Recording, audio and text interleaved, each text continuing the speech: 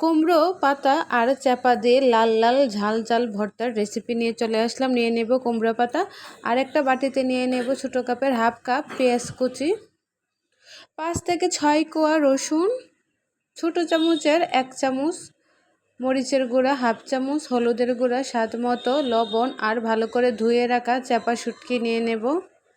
ছোটো চামচের 2 চামচ সরিষার তেল দিয়ে শুটকির সাথে মশলাটা ভালো করে মেখে নেব।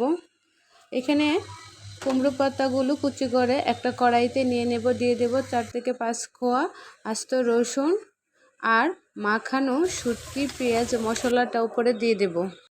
3 থেকে 4টা কাঁচামরিচও দিয়ে সামান্য পরিমাণ পানি দিয়ে 1 মিনিট ঢাকনা দিয়ে দেব। 1 মিনিট পরে ঢাকনা খুলে ভালো করে একটু নাড়িয়ে নেব। সিদ্ধ হয়ে আসলে ভেজে নামিয়ে নেব। রেডি হয়ে গেল আমার মজার চাল।